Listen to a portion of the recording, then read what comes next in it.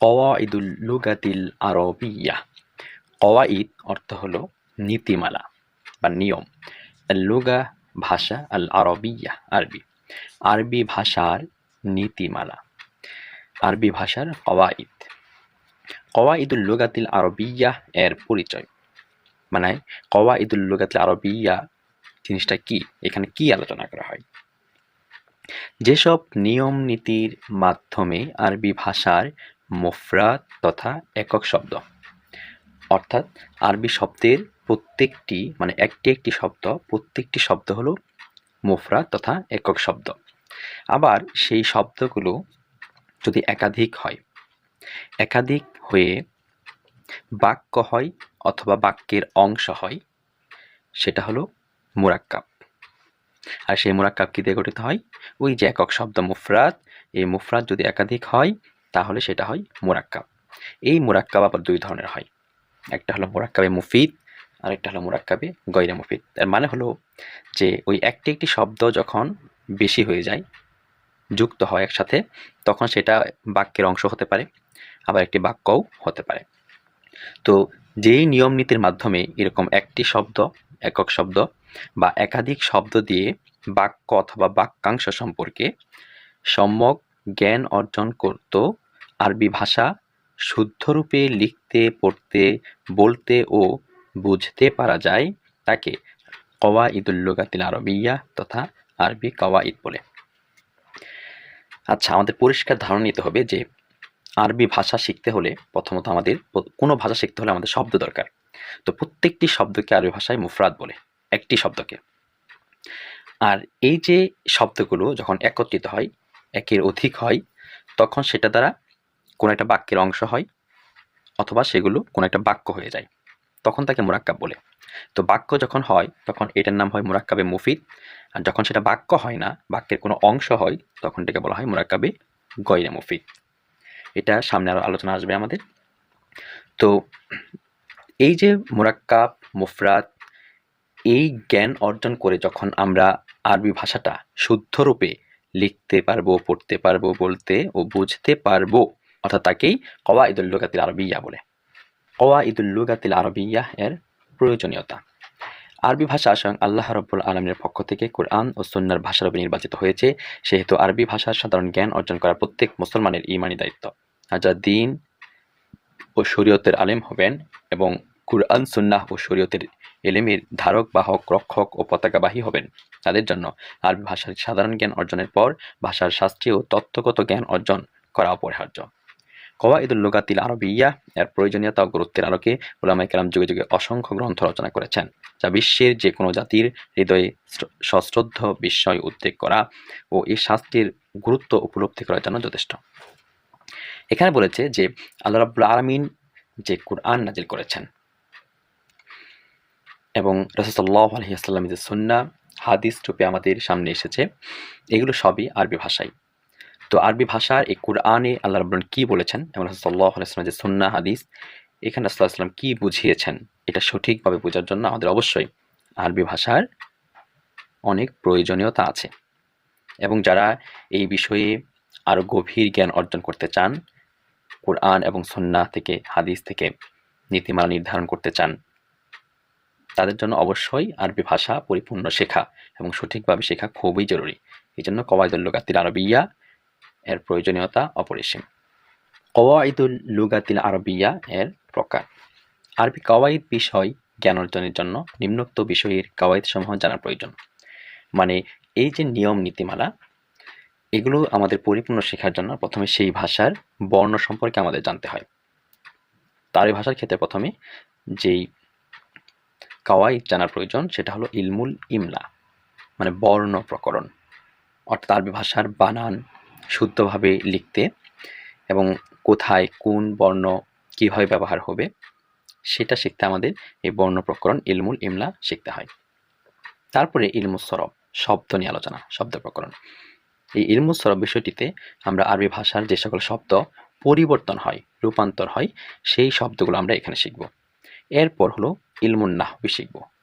এখানে আমাদের আরবি ভাষার শব্দগুলো সম্পর্কেও ধারণা নেব এবং সেই শব্দ ব্যবহার করে আমরা কীভাবে বাক্য তৈরি করতে পারি সেই সম্পর্কেও আমরা এখানে ধারণা নিব।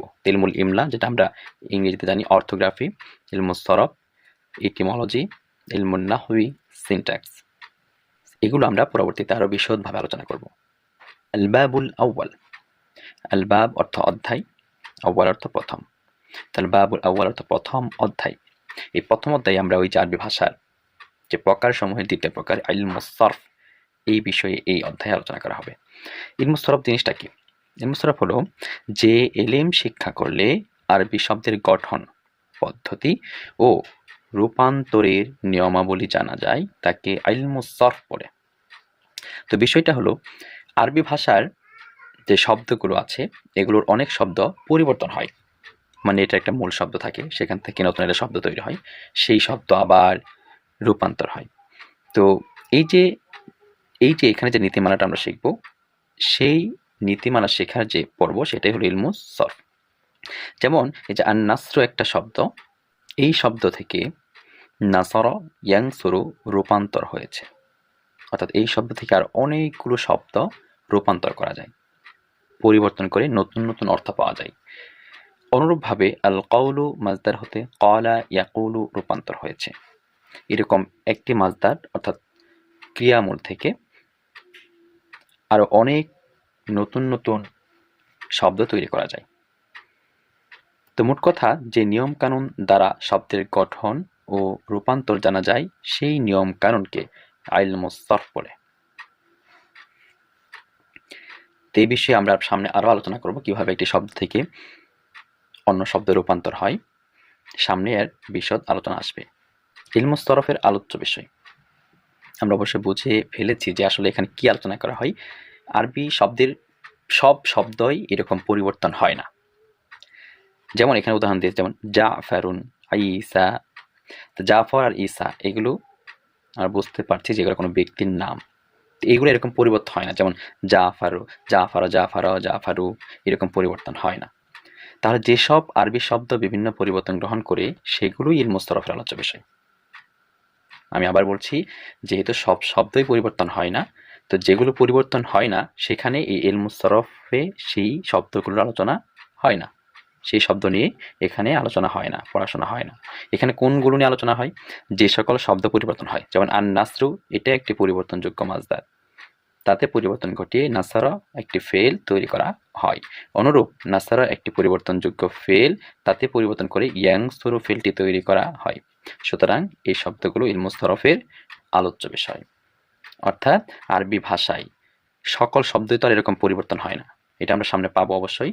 তো যেগুলো পরিবর্তন হয় সেগুলোই হলো ইলমুস সরফের আলোচ্য বিষয়, আর যেগুলো পরিবর্তন হয় না সেগুলো ইলমুস সরফের আলোচ্য বিষয় না। পক্ষান্তরে জাফর, ঈসা ইত্যাদি শব্দগুলো পরিবর্তন গ্রহণ করে না, তাই এগুলো ইলমুস সরফের আলোচ্য বিষয় নয়। মোট কথা, পরিবর্তনযোগ্য ইসম ও ফেল হলো ইলমুস সরফের আলোচ্য বিষয়।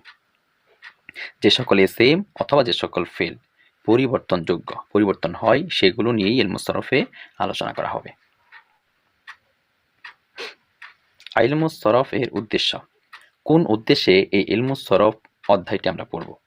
আরবি শব্দের গঠন ও রূপান্তরের ভুল ভ্রান্তি থেকে রক্ষা করাই ইলমুস সরফের উদ্দেশ্য। তাহলে এই যে আমরা এখানে দেখছি যে আন নাসরু একটি ক্রিয়ামূল, অর্থাৎ এখান থেকে ক্রিয়ামূল বা এটা একটা মাজদার, যেখান থেকে এই যে নাসারা এটা গঠিত হয়েছে, আবার নাসারা থেকে পরিবর্তন করে ইয়াংসুরু গঠিত হয়েছে। তো এই যে নাসারা, এটাকে যদি আমরা পড়ি নাসিরা তাহলে কিন্তু ভুল হবে, কারণ এটাকে নাসারা পড়তে হবে। কেন? এটার একটা নিয়ম আছে। ইয়াংসুরুকে যদি আমরা সিরু পড়ি তাহলে ভুল হবে। কেন? কারণ ইয়াংসুরু এই যে এই স্থতে পেশ হবে কেন, এটা একটা নীতিমালা আছে। তো এই ভুলগুলো যেন না হয় সেই উদ্দেশ্যে আমরা ইলমুস সরফ পড়ব, শিখব।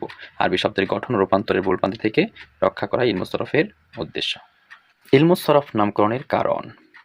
এই যে সরফ, এই শব্দের অর্থ হল পরিবর্তন বা রূপান্তর করা। আর যেহেতু এই এলেমের মধ্যে, এলেম অর্থ জ্ঞান, যেহেতু এই জ্ঞান শিক্ষা করলে এই শব্দের গঠন পদ্ধতি আর এই শব্দকে বিভিন্ন রূপে রূপান্তরের নিয়মাবলী সম্পর্কে আলোচনা করা হয়, এই জন্যই একে ইলমুস সরফ নামে নামকরণ করা হয়েছে।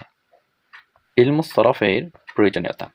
কোনো ভাষা ও সাহিত্যে দক্ষতা অর্জন করতে হলে উক্ত ভাষার শব্দভাণ্ডার, শব্দের উৎস ও রূপান্তর পদ্ধতি সম্পর্কে জ্ঞান থাকতে হবে। আর ইলমুস সরফ হলো আরবি ভাষার শব্দসমূহের উৎস। সুতরাং আরবি ভাষা ও সাহিত্যে ইলমুস সরফের প্রয়োজনীয়তা অনস্বীকার্য। ভাষার শব্দ কাঠামোর বিশুদ্ধতা রক্ষার জন্য ইলমুস সরফ শাস্ত্রের কোনো বিকল্প নেই। তাই শিক্ষার্থীদেরকে অবশ্যই ইলমুস সরফ অধ্যয়ন করতে হবে ও তাতে গভীর জ্ঞান অর্জন করতে হবে। মূল কথা হলো যে আমরা যদি কোনো একটা ভাষা সুন্দরভাবে আয়ত্ত করতে চাই, শুদ্ধভাবে আয়ত্ত করতে চাই এবং তার সাহিত্য সম্পর্কে জ্ঞান অর্জন করতে চাই, তার ভাষার বৈচিত্র্য সম্পর্কে জ্ঞান অর্জন করতে চাই, তাহলে সেই ভাষার যে মূল শব্দ, শব্দের উৎস এবং শব্দের যে পরিবর্তন, সেই বিষয়টা আমাদের অবশ্যই জানা আবশ্যক। তো সেরকমভাবে আরবি ভাষা যদি আমরা শিখতে চাই, তবুও আমাদের আরবি ভাষার যে মূল শব্দ, শব্দভাণ্ডার এবং ভাষার প্রত্যেকটি শব্দের যে রূপান্তর পরিবর্তন হয়, সেইটা জানা আমাদের জন্য আবশ্যক। তাই আমাদের এই ইলমুস সরফ অধ্যয়ন করতে হবে। তামরিন, অনুশীলনী। কাওয়াইদুল লুগাতিল আরবিয়্যাহ কাকে বলে, এর প্রয়োজনীয়তা বর্ণনা করো। আরবি কাওয়াইদ বিষয় জ্ঞান অর্জনের জন্য কয়টি বিষয় জানা জরুরি, তাহার নামগুলো লেখো। ইলমুস সরফ কাকে বলে, এর উদ্দেশ্য ও আলোচ্য বিষয় লেখো। আমরা এই অধ্যায়ে এতক্ষণ যে বিষয়গুলো আলোচনা করেছি সেগুলো প্রশ্ন আকারে এখানে উল্লেখ করেছে, আমরা সেখান থেকে এগুলোর উত্তর দিতে পারি।